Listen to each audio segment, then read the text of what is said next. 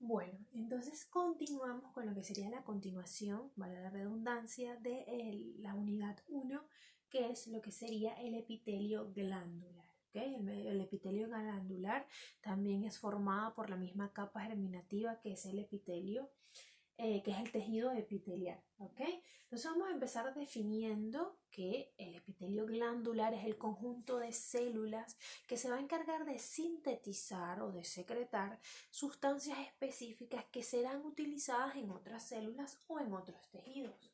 Sin embargo, vamos a ver que la liberación del producto de la secreción tiene distintas vías.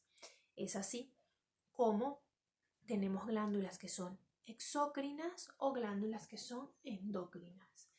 Las glándulas exócrinas, la diferencia es que para la liberación de su producto de secreción usa un sistema de conductos que se van a abrir hacia la superficie externa o interna. ¿Ok? En cambio, las glándulas endócrinas realmente para liberar su producto de secreción lo hacen es a través de la sangre. Es decir, no tienen un sistema de conductos que permite la liberación de la sustancia. Vamos a verlo cómo es más adelante. Fíjense la glándula exocrina, un tejido, presenta una invaginación el mismo, pero mantiene una conexión con la superficie bajo la forma de conducto de excreción. Fíjense que mantiene una comunicación con la superficie interna. En cambio, lo que es la glándula endocrina forma este cúmulo de células profundas, se va invaginando, forma un grupo de células profundas que ya luego pierden completa conexión con la superficie que les dio origen y forman conductos intercelulares que va a permitir comunicarse y llevar el producto a través de la sangre, que va a llegar a hacer efecto esta sustancia a nivel de la célula o en otro tejido. Entonces acá es más de lo mismo. Fíjense que el exócrino presenta esta invaginación a nivel del tejido epitelial, que posteriormente y que mantiene conexión, en este caso fíjense con un conducto excretor, mientras que el endocrino no, pierde esa conexión con el tejido que le dio pues su origen. Clasificación de las glándulas exocrinas. Vamos a hablar primero de glándulas exocrinas y luego de glándulas endocrinas.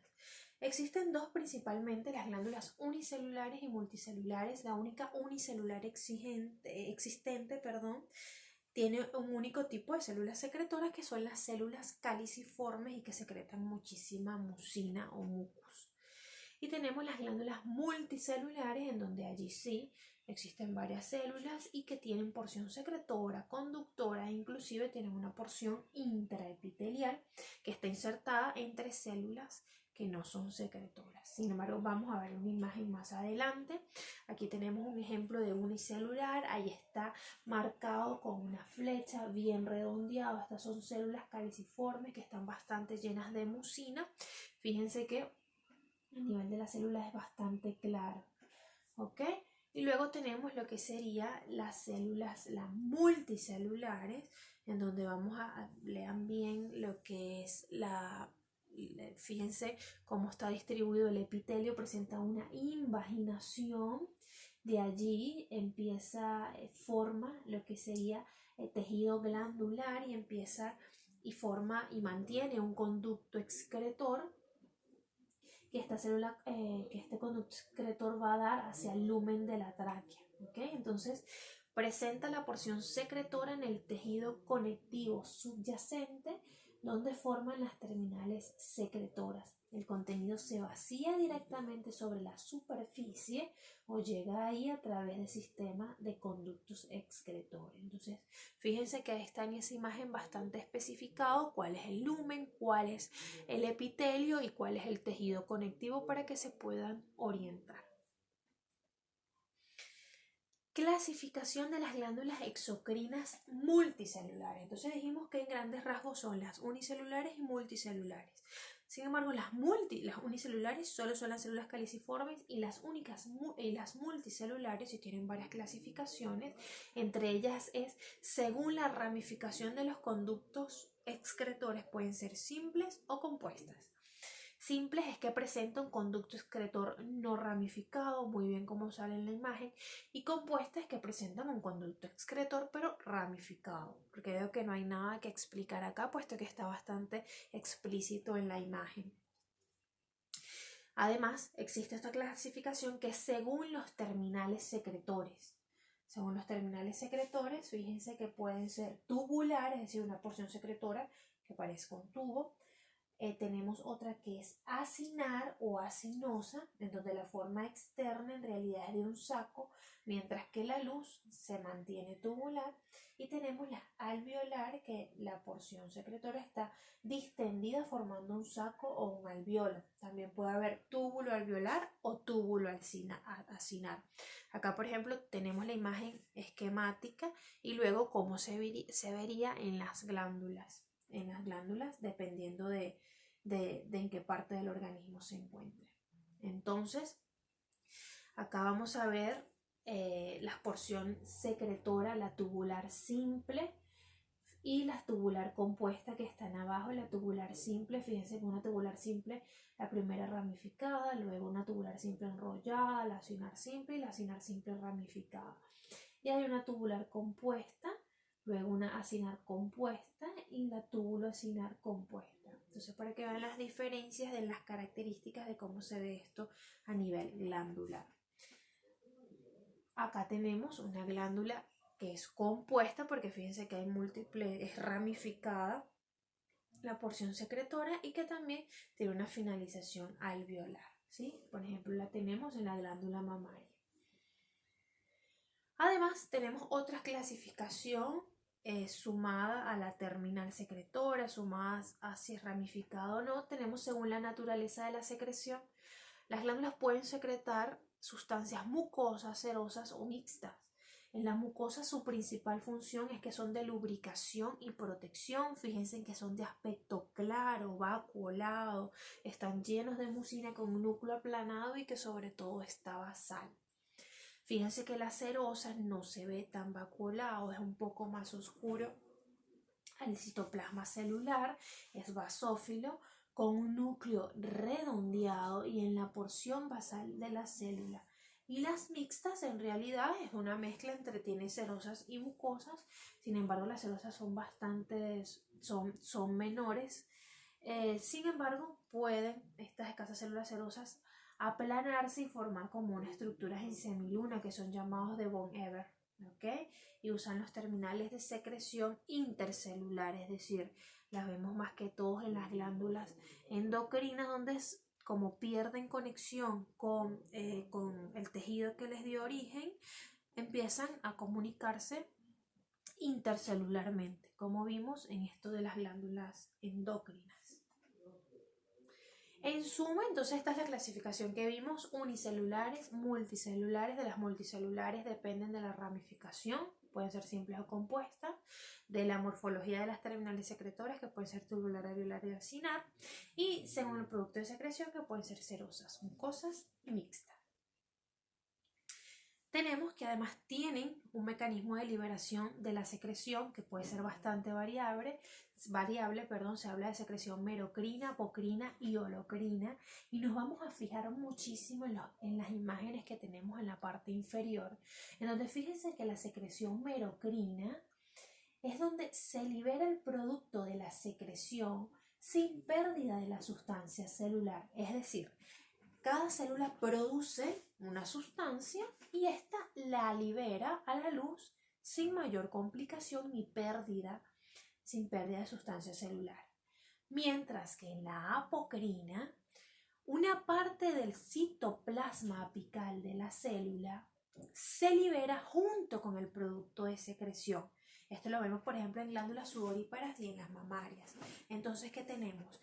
Nuestra célula forma la secreción, pero luego, para eliminarla, elimina también una parte del citoplasma apical, ¿ok? Y la holocrina, allí sí se pierden inclusive células enteras que se destruyen en su totalidad, y lo vemos por ejemplo en glándulas sebáceas y cutáneas, Entonces, fíjense, es justamente como sale en la imagen, la célula crea el producto de secreción y luego cuando lo va a eliminar se pierden células completas para su eliminación. Entonces, estos son los tres mecanismos de liberación de la secreción en general de las glándulas. Histológicamente, las glándulas exocrinas van a estar cubiertas por una cápsula desde donde se van a extender, fíjense, ciertos tabiques de tejido conectivo que lo van a ir dividiendo en lóbulos. Luego, este tejido conectivo va a ir entrando hacia ciertas porciones de los lóbulos para formar los que serían los lobulillos. Y así, pues, los vasos sanguíneos y linfáticos van a ir atravesando la cápsula, van a ir irrigándola completamente. Y fíjense que el epitelio va a disminuir en altura de estratificado a cilíndrico simple y cúbico a nivel de los conductillos. Recuerden que hablamos que cuando el espesor del epitelio es cuando hay menor espesor, todo es para tener a favor que mejore la secreción, mejore la absorción y mejora la síntesis. ¿Ok? Bien, glándulas endocrinas. Las glándulas endocrinas, su función entonces es liberar ciertas hormonas o ciertas sustancias que permiten la comunicación intercelular. Entonces la célula crea una hormona, es una sustancia química sintetizada por estas células, la crea, la secreta el torrente sanguíneo y posteriormente va ella a llegar o a influir a algún otro tejido, bien sea por receptores que están en la membrana de las células de otros tejidos o inclusive con receptores citoplasmáticos. Quiero que vean acá la diferencia entre hormona y neurotransmisor, eso ustedes lo pueden leer sin complicación. Y el tips es que recordemos que el sistema nervioso libera neurotransmisores, mientras que el sistema endocrino se encarga de liberar hormonas. Glándulas endocrinas, ¿cuáles tenemos? Tiroides, paratiroides, las gónadas, que son testículos ovarios, páncreas, glándula suprarrenal, glándula paratiroides, tiroides que ya las nombré, y la glándula pituitaria, ¿ok? Y luego cuando estamos en crecimiento aparece algo que también es el timo. Características histológicas de las glándulas endocrínicas son muy diferentes entre sí. Es complicado meterlas a todas con una característica en sí, pero sí tienen algo en común y es que carecen de un sistema de conductos excretores, como vimos anteriormente, que la secreción no es eliminada por un conducto excretor, por eso son llamadas glándulas cerradas, y que además tienen una vascularización bastante rica. ¿Okay?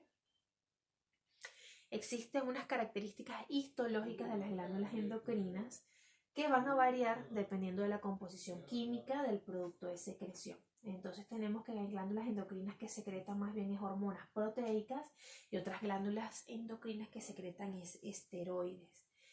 ¿Qué es lo importante? Que a nivel histológico las que secretan en realidad hormonas proteicas, ellas van a tener muy desarrollado todas las organelas encargadas de síntesis de proteínas, es decir, muy desarrollados vesículas de secreción, muy desarrollados retículo endoplasmático rugoso, muchos ribosomas, muy desarrollado el aparato de Golgi. Ejemplo de esto son las células alfa y beta del páncreas, las gonotrofas, las TSH, las células latirotrofas, las estimulantes de tiroides. Y a diferencia de las que secretan esteroides, entonces